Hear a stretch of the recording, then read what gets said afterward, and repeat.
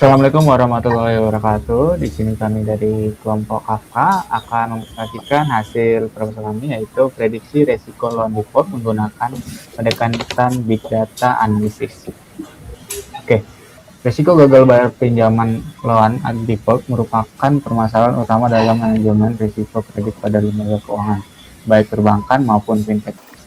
Perkembangan Big Data dan Machine Learning membuka peluang untuk meningkatkan akurasi prediksi risiko kredit dengan memanfaatkan data set berskala besar yang mencakup informasi demografis, keuangan, dan profil kredit seorang peminjam. Model prediktif berbasis Machine Learning diharapkan mampu mengidentifikasi potensial gagal bayar secara akurat.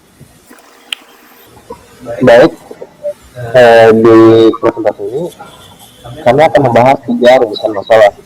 Yang pertama, bagaimana kinerja algoritma machine learning dalam memprediksi risiko loan default menggunakan dataset berskala besar. Yang kedua, algoritma machine learning manakah yang memberikan performa terbaik dalam menyeimbangkan alokasi, precision, dan default pada kasus prediksi gagal bayar. Lalu yang ketiga, sejauh mana pendekatan Big Data Analytics berbasis PySpark dapat meningkatkan efektivitas dan efisiensi proses prediksi risiko kredit. Alat-alat yang kami pakai adalah sebagai berikut, yaitu adalah PySpark yang digunakan untuk memproses data skala besar dan membangun pipeline big data. Menggunakan Pandas digunakan untuk manipulasi data tabular, pemberitaan awal dan eksploitasi data dan training. Baru ada NumPy dan Matplotlib sebagai library dasar pembuatan visualisasi statis yang dapat dikustomisasi serta SDA Learn. Oke, sekarang masuk ke metodenya. Metode penelitian adalah data acquisition. Dataset yang digunakan dalam tugas ini adalah loan default prediction yang diperoleh dari platform Kaggle dalam format CSV. Dataset ini mencakup data obligasi peminjaman individu beserta informasi apakah pemohon tersebut mengalami default atau gagal bayar atau tidak.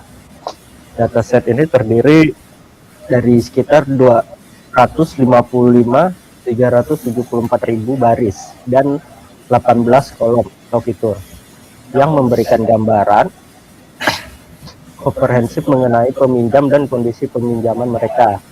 Berikut adalah fitur yang terdapat dalam dataset tersebut: Fund ID, age, income, loan amount, credit score, amount employed, 6 credit line, interest rate, loan term, DTI ratio, education, employment type, marital status, as mortgage, as dependent, loan purpose, as co-signer, and default. Exploratory data analysis (EDA). Exploratory data analysis (EDA) bertujuan untuk memahami karakteristik dasar data secara menyeluruh sebelum dilakukan pemodelan lebih lanjut. Proses ini dilakukan untuk mengidentifikasi pola-pola tersembunyi dalam dataset, seperti distribusi variabel dan hubungan antar fitur, serta menentukan variabel yang paling berpengaruh terhadap risiko gagal bayar. Wawasan, insight yang diperoleh dari EDA memberikan gambaran awal yang vital untuk menentukan strategi pemrosesan data dan pemodelan yang tepat. Next. Oke, selanjutnya saya akan bahas hasil dari eksplorasi data analisis yang dilakukan. Yang pertama adalah kami mencoba melihat jumlah data yang gagal bayar dan yang tidak. Nah, di sini terdapat tidak balance datanya, di mana data yang mampu membayar itu lebih besar, sehingga bisa menyebabkan bias terhadap model. Sehingga di sini kami lebih menekankan untuk metrik kepada ROC AUC dibandingkan akurasi. Selanjutnya adalah korelasi antara fitur numerik yang ada dalam dataset. Nah, di sini ada beberapa fitur yang bisa dibilang kurang relevan terhadap gagal bayar ataukah tidak dari suatu peminjam. Di mana di sini adalah lama pinjaman di sini tidak terlalu sangat berpengaruh ya, karena memiliki korelasi yang 0. Jadi sehingga kita sebenarnya bisa menghilangkan tanpa mempengaruhi hasil secara signifikan.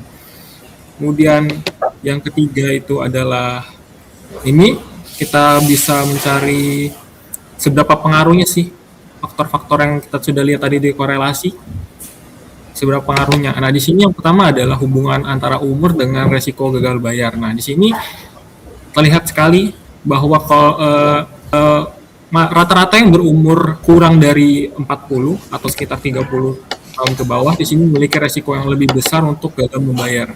Kemudian yang selanjutnya adalah hubungan income dan resiko gagal bayar, yang dimana penghasilan semakin kecil, maka resiko gagal bayar semakin besar. Kemudian ada hubungan antara suku bunga dengan resiko gagal bayar, di mana ketika suku bunga lebih besar, kemungkinan resiko gagal bayar juga meningkat. Selanjutnya adalah jumlah pinjaman dengan resiko gagal bayar. Nah, di sini berbanding lurus ya, di mana jumlah pinjaman semakin besar, meningkatkan resiko gagal bayar yang semakin besar. Ya, oke. Di sini akan menjelaskan tentang data processing. Pada tahap ini dilakukan proses data processing untuk memastikan data benar-benar siap digunakan dalam model machine learning. Proses diawali dengan pemeriksaan kualitas data. Hasilnya menunjukkan bahwa dataset sudah bersih, tidak ditemukan missing value maupun data duplikat, sehingga tidak diperlukan proses inputan tambahan.